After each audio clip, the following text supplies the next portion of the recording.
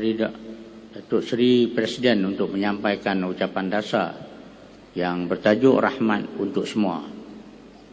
Dipersilakan Yang Berhormat Datuk Seri Tuan Guru Haji Abdul Hadi Awang untuk menyampaikan.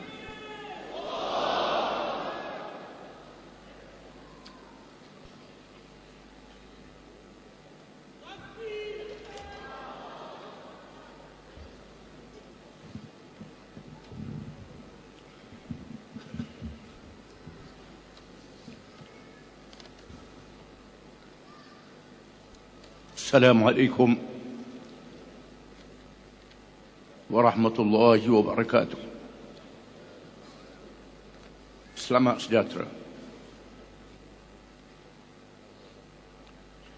Alhamdulillahilladzi akramana bini'matil Islam wa faddalana ala kathirin minal wassalatu wassalamu ala Sayyidina Muhammad Nabiyyir Rahmat wa ala alihi wa ashabihi afdalus salawati wa azkat taslimat.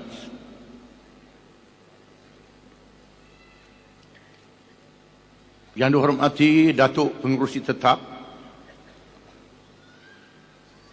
yang berhormat Tuan Guru Datuk Bentara Setia Mursyid Parti Islam Malaysia PAS,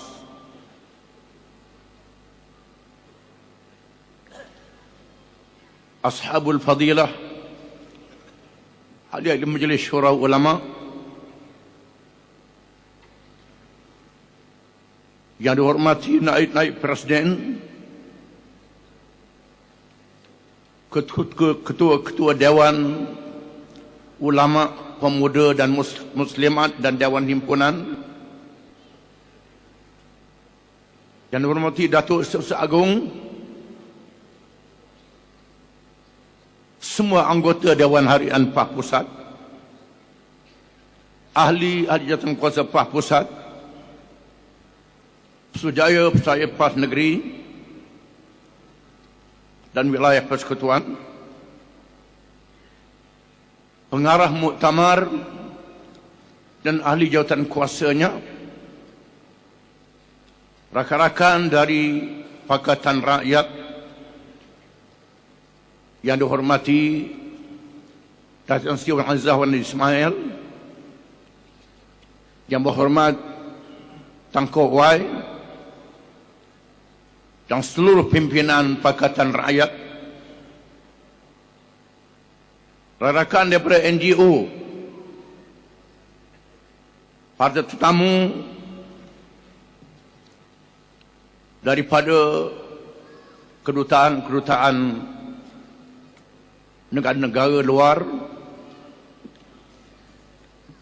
para tetamu daripada NGO,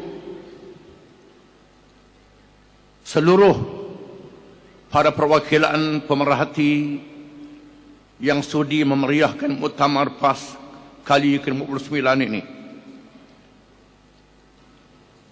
Pertama-tamanya marilah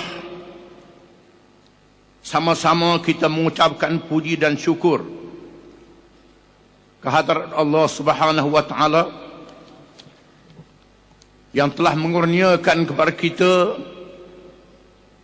anugerah Islam yang sempurna yang kita imani, menjadi penyelamat kita untuk bertemu Tuhan Rabbul Jalil di hari yang tidak ada naungan, malaikat naungan rahmat Allah Subhanahu wa taala. Dengan iman dan Islam inilah kita mesti beristiqamah di atas jalan perjuangan yang dirintis oleh para nabi dan rasul alaihi wassalatu wassalam sejak zaman berzaman, berdepan dengan cabaran dan dugaan yang menguji iman kita, sehinggalah kita bertemu dengan Allah Subhanahu wa taala nanti. Marilah sama-sama kita menghayati firman Allah taala, وَلَنَبْلُوَنَّكُمْ حَتَّى نَعْلَمَ الْمُجَاهِدِينَ مِنْكُمْ وَالصَّابِرِينَ وَنَبْلُوَ أَخْبَارَكُمْ. Dan sesungguhnya kami benar-benar akan menguji kamu agar ternyata yang kami mengetahui orang-orang yang berjihad dan bersabar di antara kamu, dan agar kami menyatakan baik buruknya hal ehwal kamu. Hadirin hadirat yang dihormati sekalian, kita berkumpul pada hari ini dalam Muktamar Agung tahunan kali ke-59 dengan tema Rahmat untuk Semua, adalah berpaksikan kepada keyakinan kita bahawa perjuangan Islam yang dibawa oleh PAS menerusi wadah tarbiyah dakwah siasah yang tidak berpisah, membawa mesej Islam yang dibawa oleh para Nabi dan Rasul alaihi wassalatu wassalam, yang dikhatam, ditamat dan disempurnakan oleh Nabi Muhammad sallallahu alaihi wasallam, bagi membawa rahmat ke seluruh alam, yang ditegaskan oleh firman Allah Ta'ala, wa ma arsalnaka illa rahmatan lil alamin, dan tidaklah kami mengutus kamu malaikat untuk menjadi rahmat bagi semesta alam. Marilah sama-sama kita memahami bahawa apa yang kita bawa ini bukan bersifat retorik dan bukannya suatu janji-janji indah yang ingin mengaburi pandangan manusia atau mengelirukan kepahaman. Maudhu' kita adalah Islam yang berteraskan kepada keyakinan yang dipahat dengan tegas dalam pasal 3 Perlembagaan PAS. Inilah Islam yang dinyatakan oleh Rasulullah sallallahu alaihi wasallam, membawa rahmat adil kepada masyarakat majmuk yang bersaudara di atas kemanusiaan yang diisytiharkan oleh Allah Subhanahu wa taala. Inna anzalna ilaikal kitaba bil haqq litahkuma bainan nas bima arakallah wala takun lil khainina khasima.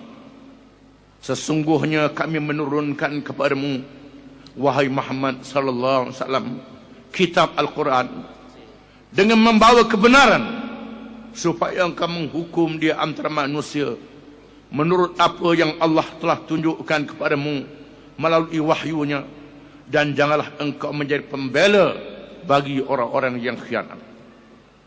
Bukannya Islam mengikut takrifan sekularisme yang memberikan makna Islam itu sebagai agama, religion yang tidak mempunyai kaitan antara kehidupan dunia dan akhirat. Dasar Islam dan mesej inilah yang menjadi rahmat kepada semua manusia, termasuklah kepada semua makhluk dan alam ciptaan Allah Subhanahu wa taala. Oleh yang demikian, kerahmatan yang ingin dibawa oleh PAS untuk semua pihak ini berlaku apabila PAS adalah sebuah gerakan islah dan tajdid. Berbeza dengan kumpulan Islam yang lain yang menjadi saudara seperjuangan mengikut medannya yang terhad. Tugas kita ialah membetulkan pahaman salah dalam masyarakat dan negara yang dipengaruhi oleh pemikiran asing yang pernah menjajah umat Islam. PAS memperjuangkan rahmat Allah daripada ajaran Islam yang membawa keadilan sejagat.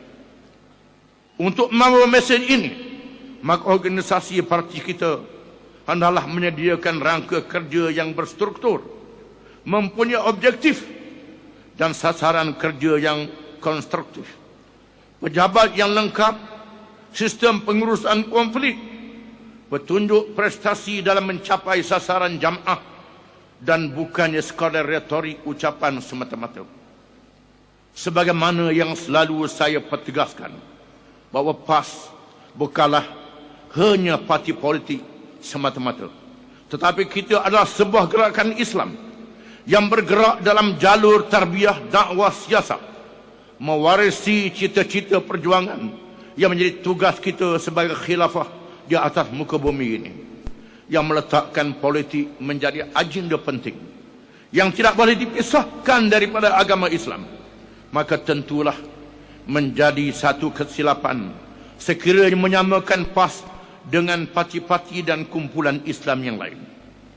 Hadirin hadirat yang dihormati sekalian, Muktamar ke-59 pada tahun 2013 ini diadakan pada penghujung bulan November 2013 di luar kebiasaan muktamar tahunan PAS yang biasanya diadakan pada bulan Jun atau Julai setiap tahun.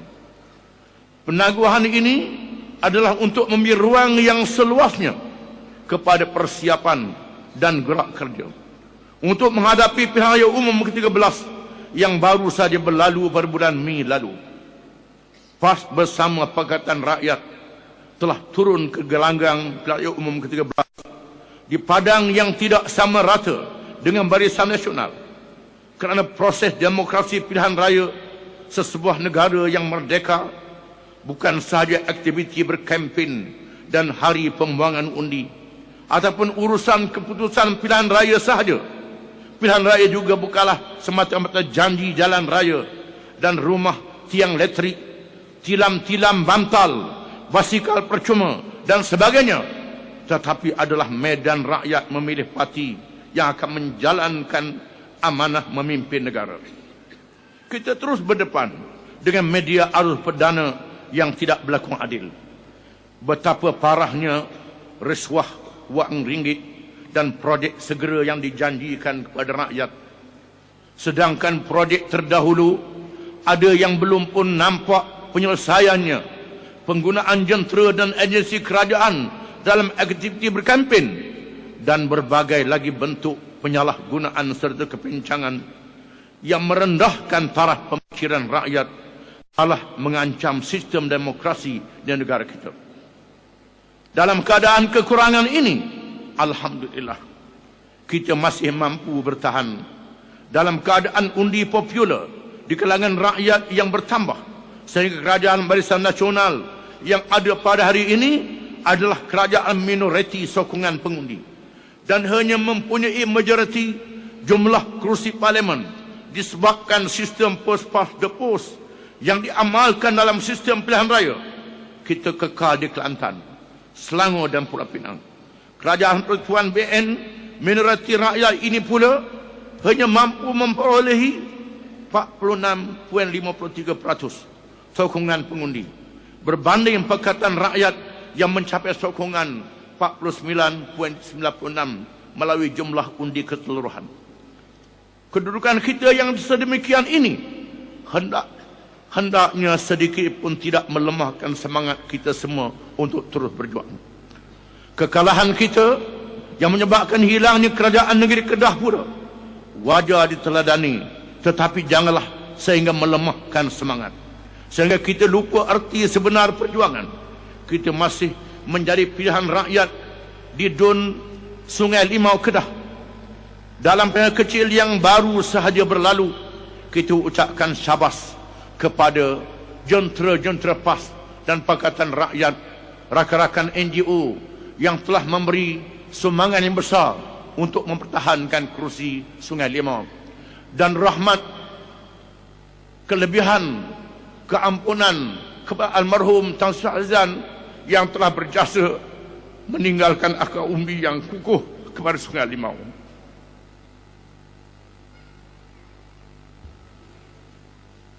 Dalam menilai pilihan umum yang lalu, kita wajib muhasabah diri sendiri secara dalaman, bukan hanya menjadikan lawan sahaja sebagai penyebab kekalahan kita.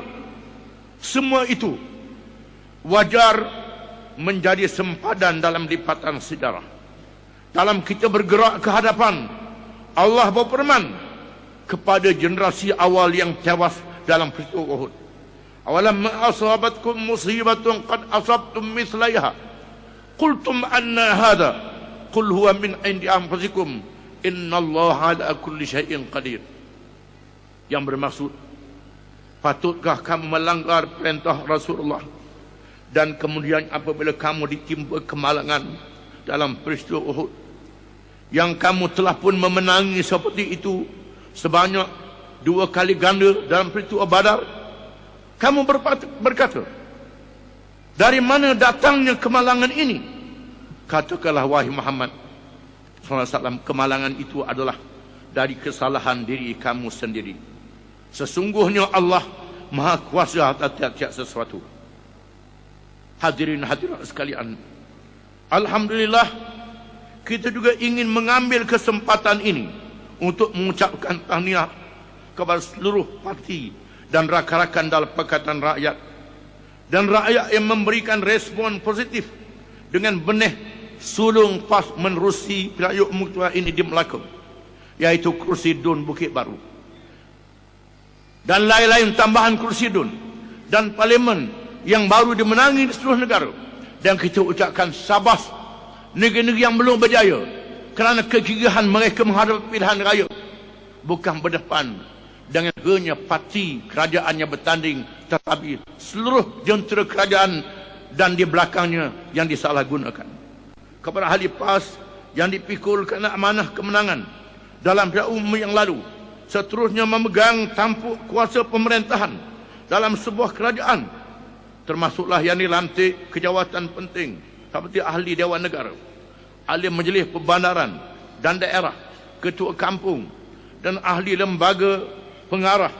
Marilah sama-sama kita menghayati dengan membaca firman Allah Ta'ala, huwallazi ja'alakum khala'ifal ard wa rafa'a ba'dakum fawqa ba'din darajat liyabluwakum fima atakum inna rabbaka sari'ul iqab wa innahu laghafurur rahim.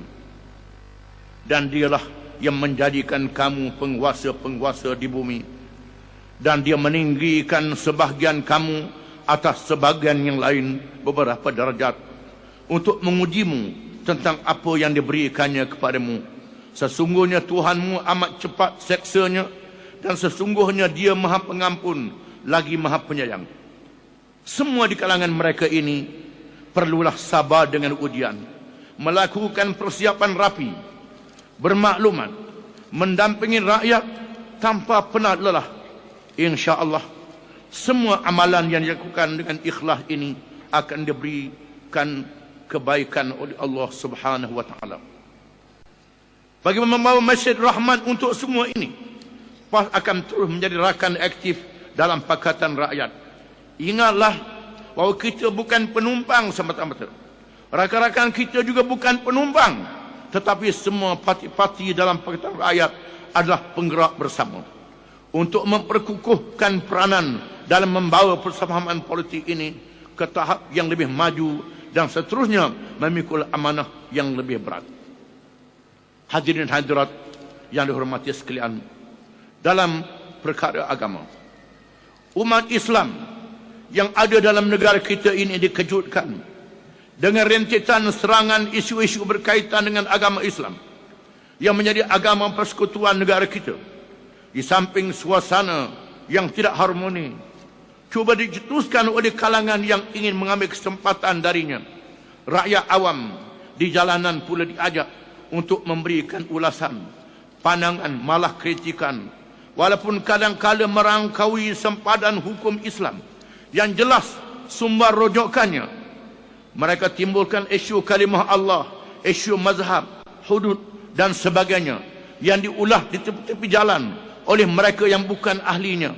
Perkara ini sebenarnya pernah berlaku sejak ribuan tahun yang lalu.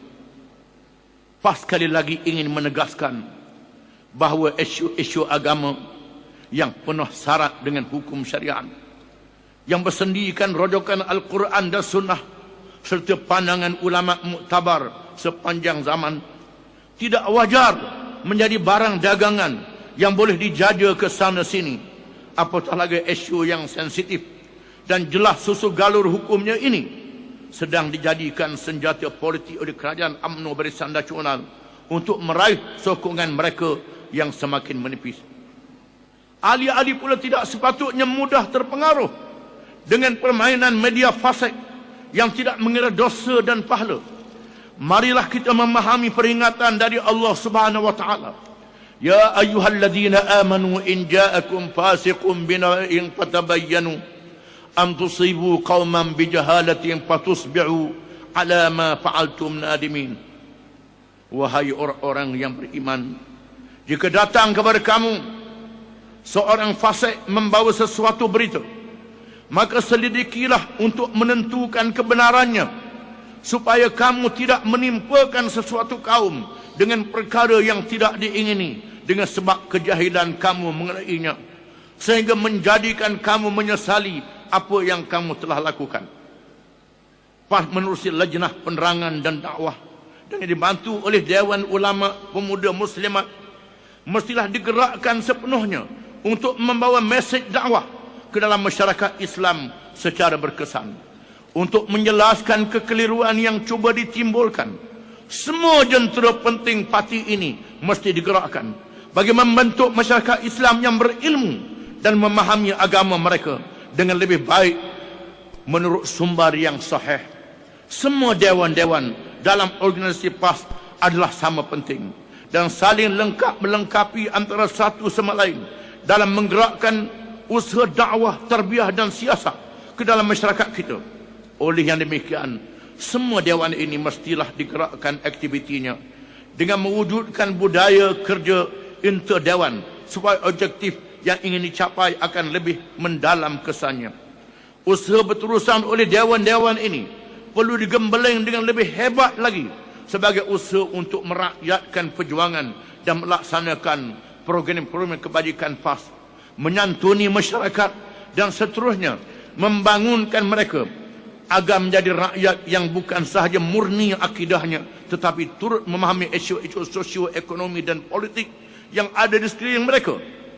Pimpinan juga patutlah menyediakan diri dengan dinamika topik besar seperti isu perlembagaan, pentadbiran kerajaan, hak asasi manusia, sistem keuangan, alam sekitar, isu kewanitaan dan kekeluargaan, di mana semuanya memerlukan kita mempunyai keupayaan baru untuk mengupas dengan lebih terperinci. Untuk masyarakat bukan Islam pula, semua jentera parti mestilah mendekati dan memberikan penjelasan supaya rakan-rakan kita itu memahami mesej kita yang kita bawa. Dan dalam masa yang sama, kita juga memahami keperluan rakan-rakan kita. Untuk itu, Dewan Himpunan Penyokong PAS adalah jambatan penting menghubung dengan peranan kita dalam masyarakat majmuk. Rakyat pula wajar diberikan ruang seluas-luasnya untuk mendalami ilmu serta mewujudkan suasana kehidupan beragama dalam kehidupan mereka. Janganlah kerajaan UMNO Barisan Nasional yang ada ini menjadi seperti kerajaan Firaun yang membodohkan rakyat mereka dengan umpan kebendaan sebagaimana dinyatakan oleh Allah Subhanahu wa taala dalam Al-Quran. Fastakhaffa qaumahu fa'ata'u innahum kanu qauman fasiqin. Maksudnya, maka Firaun mempengaruhi kaumnya dengan projek-projek besar sehingga menjadikan rakyat bodoh, lalu mereka patuh kepadanya kerana sesungguhnya mereka adalah kaum yang fasik. Dalam aspek pendemokrasian, walaupun berdepan dengan cabaran getir dalam mengharungi pentas demokrasi yang dipesongkan daripada dasar konsepnya yang sebenar, PAS tetap memilih pendekatan demokrasi dalam ruang siasah yang ada. Kita percaya bahawa demokrasi yang adil secara menyeluruh adalah mampu untuk menyelesaikan masalah dalaman umat Islam yang jahil agamanya serta tidak sabar dalam menyampaikan risalah dakwah. Sebarang kecacatan yang berlaku terhadap sistem demokrasi adalah akibat dari pencabulan dan campur tangan pihak yang menggunakan demokrasi untuk mengekalkan kuasa politik dan ekonomi mereka. Dalam masa yang sama, memperjuangkan demokrasi ini bukan bermakna PAS akan luntur cita-cita Islamnya. Bahkan PAS akan terus bertegas mempertahankan Islam sebagai agama persekutuan mengikut tafsirannya yang sebenar dan perkara-perkara yang termaktub dalam perlembagaan persekutuan dari digugat oleh mana pihak. Di peringkat antarabangsa pula menerusi sesi pendengaran proses semokan berkala sejagat hak asasi manusia anjuran bangsa-bangsa bersatu. PAS menyeru pada pihak kerajaan supaya tidak menandatangani sebarang persetujuan yang bercanggah dengan Islam. Kerajaan juga mestilah menolak mana-mana cadangan yang bertentangan dengan status quo Undang-Undang Persekutuan mengenai kedudukan agama Islam dalam negara dan sebarang usaha untuk membawa rakyat dalam negara kita ini untuk mengamalkan gaya hidup bebas songsang yang terbabas dari tabi'i kehidupan penciptaan manusia dan makhluk. Kita juga secara konsisten memperjuangkan demokrasi yang lebih telus dan adil, kerana demokrasi tempang yang ada di negara kita ini adalah senjata kepada UMNO Barisan Nasional untuk mengekalkan kuasa mereka. Lihatlah sahaja bagaimana kerajaan persekutuan pimpinan UMNO Barisan Nasional telah menghukum rakyat Kelantan sebagai contohnya apabila menafikan pilihan suara hati rakyat Kelantan selama 23 tahun dengan memilih kita sebagai kerajaan yang memerintah di Kelantan. Rakyat Kelantan dinafikan hak royalti petroleum setelah merampok hak rakyat Terengganu dengan usul dalam Perhimpunan Agung UMNO. Kerajaan Persekutuan juga mewujudkan Jabatan Pembangunan Persekutuan JPP sebagai satu tindakan menubuhkan kerajaan lain dalam sebuah kerajaan yang sah yang dipilih oleh rakyat, di mana ini telah mencabuli hak rakyat memilih dan konsep federalisme dalam perlembagaan. PAS akan terus merangka strateginya yang khusus dalam membawa kepahaman pendidikan demokrasi kepada rakyat di seluruh negara, terutamanya yang masih merasa takut untuk menyatakan yang benar dengan menggunakan kertas undi. Ini adalah untuk melahirkan rakyat yang mempunyai jiwa merdeka dan berani untuk menjadi hakim yang adil dalam memilih kerajaan yang akan menjalankan amanah kepimpinan negara dalam pilihan raya akan datang. Mengenai psikologi politik pengundi trust, salah satu aspek terpenting yang perlu semua kepimpinan PAS fahami ialah perlunya kita berusaha dengan lebih gigih untuk memadamkan mitos dongeng di kalangan segelintir orang-orang Melayu di luar bandar bahawa hanya UMNO Barisan Nasional sahaja yang boleh memerintah negara kita ini. Tidak kita nafikan bahawa sikap kebergantungan kepada parti pemerintah, pegangan agama yang rapuh, tahap pendidikan dan ekonomi yang lemah, maklumat yang tidak sampai, semuanya memerlukan satu kerangka strategi yang khusus dari PAS. Dalam masa yang sama juga, kita mestilah lebih memahami psikologi politik atau psikopolitik orang-orang Melayu di luar bandar dan pengundi atas pagar dalam memahamkan mesej kita. Dengan memahami psikopolitik pengundi Melayu ini, maka tindakan dan gerak kerja yang lebih tepat akan dapat dirangka dan dilaksanakan ke arah menarik mereka sebagai pengundi PAS, bahkan sehingga mereka bersedia menjadi ahli PAS. Antara psikopolitik pengundi Melayu ialah kegagalan untuk membezakan antara parti pemerintah dan sebuah kerajaan. Akibatnya ada yang menganggap bahawa UMNO ialah kerajaan dan kerajaan ialah UMNO.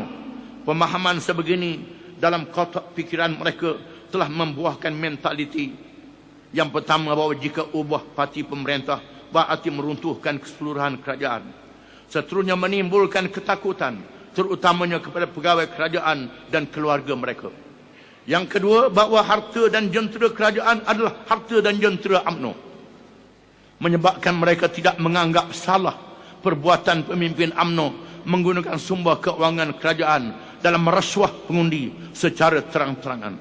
Apa yang lebih parah ialah ada juga yang beranggapan bahawa menentang UMNO BN adalah satu kesalahan penderhakaan kepada kerajaan. Seterusnya menghasilkan psikologi perasaan bersalah jika mengundi bukan parti kerajaan. Dalam kita menempani isu ini, maka kita perlu merancang secara komprehensif dan tepat bagi membentuk tindakan dengan gerak kerja yang sesuai secara sistematik dalam mengubah psikopolitik orang Melayu, walaupun setengah psikopolitik tersebut melibatkan budaya Melayu sendiri dan memakan masa. Sesetengah yang lain pula boleh diubah dengan cepat, disertai dengan hujah-hujah yang kukuh. Sebagai contoh, mentaliti yang tidak membezakan antara parti pemerintah dan kerajaan mungkin akan dapat ditangani dengan mengambil langkah-langkah mudah, seperti satu, memastikan agar kesemua aktiviti penanganan PAS agar mengubah dari perasa menukar kerajaan kepada menukar parti pemerintah. Yang kedua, memberikan kepahaman berterusan bahawa parti pemerintah seperti PAS boleh ditukar seperti UMNO bahawa parti pemerintah seperti UMNO boleh ditukar, manakala kerajaan boleh sentiasa kekal dan tambah baik. 3. Menumbangkan parti pemerintah UMNO bukanlah bermakna menumbangkan kerajaan, kerana yang nak ditukar ialah parti pemerintah, bukannya kerajaan Malaysia dan sebagainya. Dalam isu memperkukuhkan pendidikan bagi hak asasi rakyat, kita sama-sama menyedari dan insaf bahawa pendidikan adalah hak asasi setiap orang untuk membina potensi keilmuan dan jati diri sehingga mampu menjadi khalifah Allah SWT di muka bumi dan menguruskannya dengan fitrah semula jadinya. Ibnu Khaldun menyebutkan bahawa pendidikan adalah sebagai satu proses persiapan seseorang dari segi manusiawi mengikut ajaran Islam bagi menyuburkan potensi iman, membentuk akhlak yang tidak boleh dipisahkan dari perkembangan ilmu, menyediakan seseorang dari segi kemasyarakatan, persediaan untuk pekerjaan, membentuk pemikiran dan juga menyesuaikan diri. Sebagai sebuah negara merdeka lebih dari setengah abad, umat Islam masih menunggu sistem pendidikan negara yang menjamin masa depan generasi akan datang.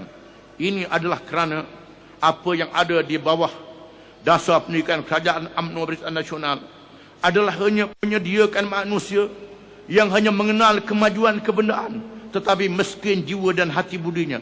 Ini dapat dilihat dari dasar pendidikan yang tidak meyakinkan dan tidak konsisten dalam pembinaan jati diri. Tidak melaksanakan dasar bahasa Melayu, bahasa Malaysia sebagai bahasa kebangsaan. Tidak prihatin kepada tradisi pendidikan Islam melalui sekolah agama rakyat SAR yang selama ini menjadi tulang belakang kepada pendidikan yang menyampaikan ilmu kepada masyarakat. Krisis pendidikan berlaku berpanjangan, di mana akhlak pelajar semakin rendah dan kesalahan jubana semakin berleluasa. Pendemokrasian pendidikan yang bersifat materialistik. Sehubungan dengan itu, maka PAS menuntut kerajaan Malaysia mestilah memperakui hak asasi umat Islam dalam pendidikan dengan menerima sistem pendidikan Islam sebagai salah satu sistem pendidikan aruh perdana dalam negara, sekaligus membantu sekolah agama rakyat. Hak asasi manusia bagi semua rakyat pelbagai kaum dalam negara hendaklah dijamin.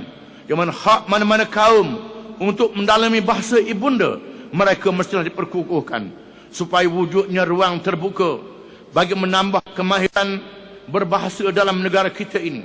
PAS tidak mahu dasar pembangunan pendidikan yang dilakukan terpisah dari tradisi budaya bangsa, kerana matlamat pendidikan adalah untuk kebaikan manusia melalui sifat ihsan mereka di samping menolak sifat melakukan kerosakan. Marilah kita menghayati firman Allah Ta'ala dalam Al-Quran supaya jangan melahirkan Qarun yang dibinasakan bersama harta kekayaan yang melimpah ruah. Allah memberi peringatan kepada manusia, jangan menyontahi Qarun.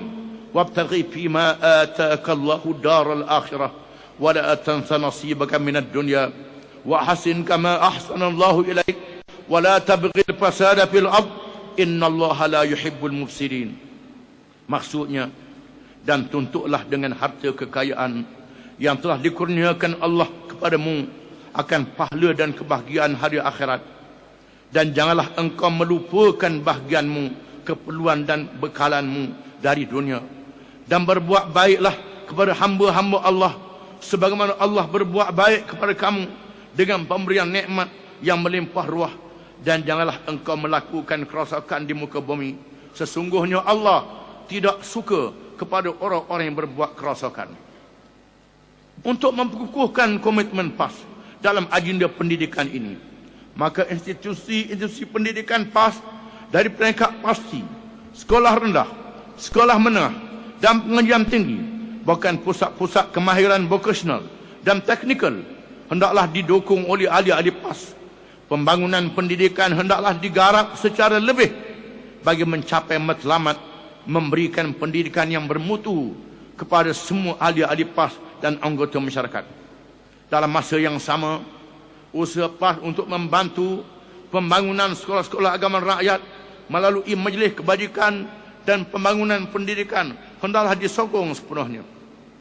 Dalam masa yang sama juga, kita mendapati bahawa pelan pembangunan pendidikan Malaysia 2013-2025 pula tidak memperlihatkan usaha kerajaan secara bersungguh-sungguh bagi menyelesaikan isu pendidikan secara umum dan khususnya pendidikan Islam di negara ini. Urusan pendidikan yang begitu penting, nilai akal budinya ini diserahkan kepada konsultan luar negara dengan kos 20 juta RM, memberikan gambaran bahawa kerajaan pimpinan UMNO Barisan Nasional tidak yakin dengan anak nusa dan bangsa yang ada dalam negara sendiri, tanpa peduli bahawa pendidikan hendaklah mengikut acuan setempat yang berbeza di antara satu sama lain. Menggunakan makhluk asing untuk mengatur pendidikan kita adalah menempah kegagalan lagi, di mana anak-anak kita hanya sekadar menjadi bahan ujian mereka sahaja. Dan skep pendidikan tinggi juga perlu mengalami perubahan struktur yang ketat untuk menangani dan bertindak secara berkesan kepada perubahan persekitaran. Institusi pengajian tinggi wajib diberikan lebih otonomi dalam berbagai sudut tertentu dengan tujuan khusus untuk meningkatkan kesarjanaan tulen dan bukannya pengampu politik yang berselindung di sebalik jubah akademik. Otonomi ini perlu seimbang dengan tanggungjawab sosial melahirkan manusia berilmu dalam masyarakat dengan rangka kerja kebertanggungjawaban yang jelas dan jaminan bahawa dana awam digunakan dengan baik dan betul untuk mencapai cita-cita dan matlamat negara. Oleh yang demikian, satu sistem kawalan keuangan yang prudent diperlukan untuk memantau dan mengawal perbelanjaan dalam otonomi institusi pengajian tinggi. Hadirin-hadirat yang dihormati sekalian, dalam aspek ekonomi dan urus tadbir kerajaan, umum mengetahui bahawa pengurusan hasil negara dan dananya dalam negara yang dilimpahi sumber asli yang banyak ini memerlukan dasar fiskal yang prudent dan pentadbir yang beramanah. Kerajaan pula menerusi agensi keuangan berpusat perlu bertanggungjawab menentukan pasaran keuangan yang adil dan lestari yang akan membudayakan accountability, kebertanggungjawaban, etika dan ketulusan, yang mana sistem keuangan akan menjana ekonomi melalui aktiviti pelaburan dan mewujudkan peluang-peluang pekerjaan.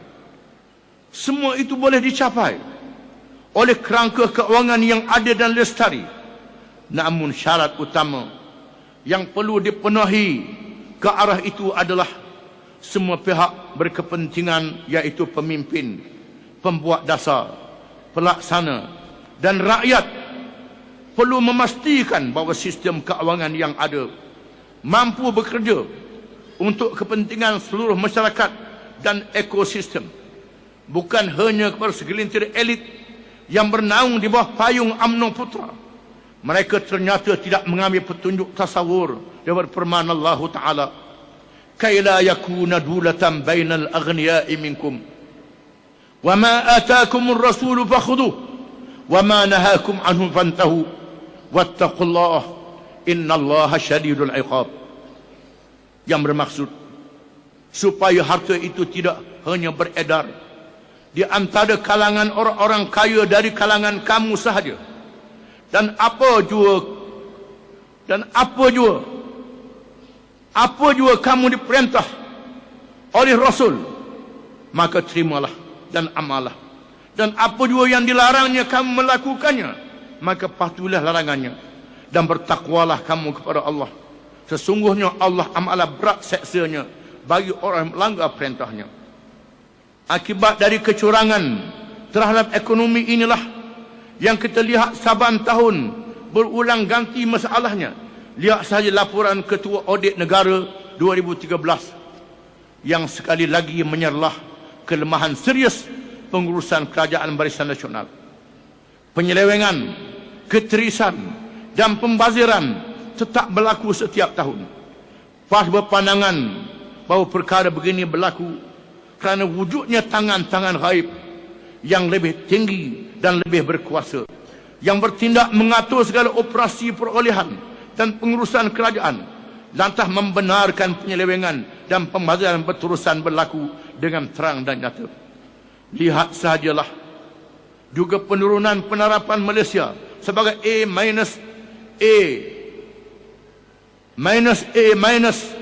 itu dari stabil pada bulan Julai kepada negatif oleh Peace Rating, iaitu sebuah badan penerapan antarabangsa di Hong Kong. Implikasi penurunan penerapan akan menekan kos pinjaman seperti bond dan hilang tarikan negara sebagai destinasi pelaburan. Penyakit ini adalah secara khususnya berpunca dari tarbih urus keuangan negara yang tidak prudent atau bijak. Kerajaan Barisan Nasional khasnya di bawah pentadbiran sekarang mestilah bertanggungjawab.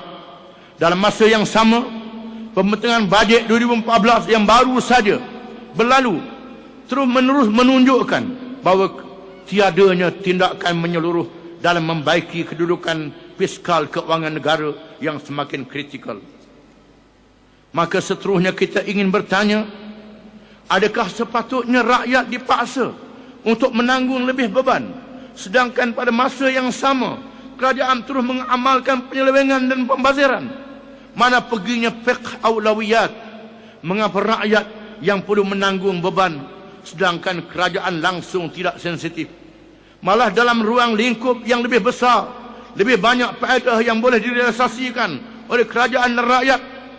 Sekiranya kerajaan bersungguh membasmi penyelewengan dan rasuah ini kerana mengikut perangkaan Bank Dunia, rasuah dan penyelewengan boleh menjejaskan 30% daripada KDNK sesebuah negara. Justru inilah sepatutnya menjadi keutamaan kerajaan dan bukannya menekan rakyat terlebih dahulu. Janganlah menggunakan istilah GST sebagai bahasa yang tidak dipahami oleh rakyat dan berselindung di bawah takrif keadilan yang syarat dengan kezaliman. Dalam masa yang sama, kita juga dikejutkan dengan perundingan satu kerjasama perdagangan dikenali sebagai Trans-Pacific Partnership Agreement TPPA atau Perjanjian Perkongsian Negara-Negara Rentas Pasifik yang didakwa sebagai perjanjian perdagangan bebas pelbagai hala yang dianggoti oleh 12 negara rantau lautan Pasifik dan dianggotai selama 600 wakil dari syarikat korporat bersama-sama wakil kerajaan Amerika Syarikat. Dominasi perundingan oleh mereka menyebabkan kita yakin bahawa ianya adalah satu usaha tersembunyi Amerika untuk mengangkat agenda dan melindungi kepentingan korporat negara itu dalam matlamat untuk terus mengekalkan kuasa monopoli ke atas perdagangan dunia dan mengesampingkan kepentingan rakyat negara-negara rentas lautan Pasifik yang lain.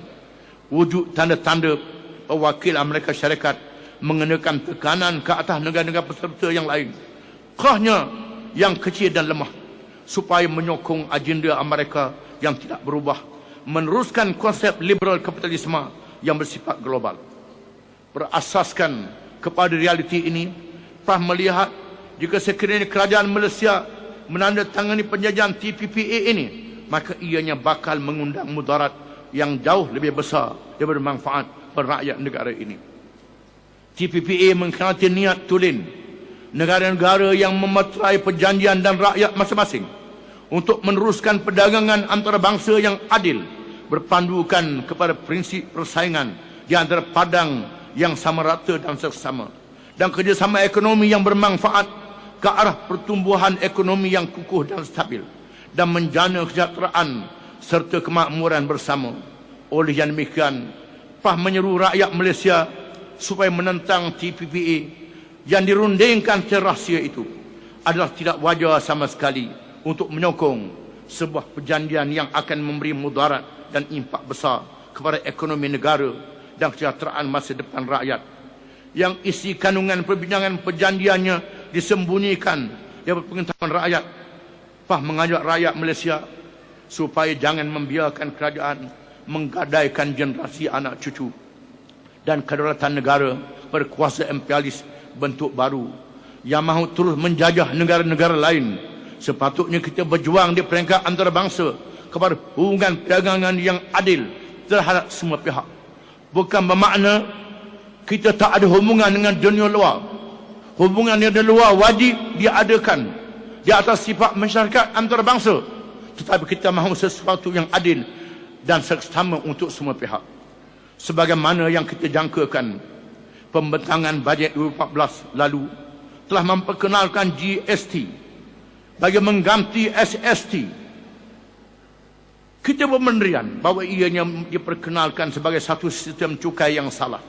Ianya diperkenalkan tanpa mengambil kira pendapatan rakyat yang wajib disaksamakan dengan perkembangan inflasi yang lemah yang dikawal oleh kerajaan BN, menjadikannya satu sistem pencukaian yang tidak adil. Pada hari ini, hanya 15% dari 13 juta warga kerja dalam pasaran kerja yang membayar cukai pendapatan, yakni melebihi gaji 2,500 sebulan. Hakikatnya ialah warga kerja di negara ini telah mengalami pelbagai tekanan kewangan sejak beberapa dekad lamanya, seperti yang didedahkan oleh Bank Dunia, menyebabkan warga kerja ini menghadapi hutang pribadi yang tinggi. Inilah hanya ingin kita perkenalkan bahawa Islam mempunyai sistem pencukaian yang tersendiri berbanding dengan sistem cukai moden. Sistem pencukaian moden boleh dikenakan oleh kerajaan ke atas rakyat tanpa mengira sama ada cukai tersebut dikenakan ke atas barangan keperluan atau transaksi rakyat. Cukai dari segi Islam hanya dikenakan ke atas sesuatu yang mendatangkan keuntungan, pulangan dan kemasukan rakyat, bukan atas keperluan dan transaksi mereka. Sistem cukai Islam yang menjadi instrumen kepada sistem ekonomi negara Islam adalah untuk memastikan kuasa beli rakyat stabil dan kukuh. Justru itu bukan isu baik atau buruk GST yang dikenakan oleh kerajaan, tetapi dari perspektif manakah kita melihat dan menilainya. Mengenakan GST sememangnya baik bagi pandangan ekonomi moden konvensional yang melihat sebelah mata dan yang satu lagi buta, yang hanya memfokuskan pada pengukuhan top fund negara, sekalipun terpaksa memberikan kesan yang buruk kepada pendapatan dan simpanan rakyat. Seterusnya menjadikan disposable income, pendapatan boleh guna, mereka semakin mengecil dan kuasa beli mereka semakin lemah. Oleh itu PAS konsisten untuk menentang pelaksanaan GST kerana ianya boleh melemahkan masa depan ekonomi negara melalui cukai yang memberikan kesan kelemahan kuasa beli rakyat. Di samping ianya sekadar menjadi ubat penahan sakit, di samping GST hanya sekadar menjadi ubat penahan sakit pada kerajaan dengan menjadikan rakyat sebagai ramuannya, sedangkan ketirisan dan penyalahgunaan dana negara masih berleluasa. Seterusnya saya akan sentuh tentang pengurusan maklumat zaman langit terbuka. Teknologi maklumat terkini adalah senjata canggih yang boleh digunakan untuk kebaikan dan kejahatan.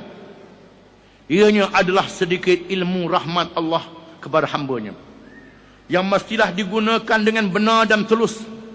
Bagi PAS, sewajarnya ICT dan media baru dijadikan wadah untuk merapatkan lagi hubungan interaksi sesama ahli dan pengundi, serta mendekatkan masyarakat, bukan Islam dengan Islam itu sendiri. Mendekatkan masyarakat bukan Islam dengan Islam itu sendiri.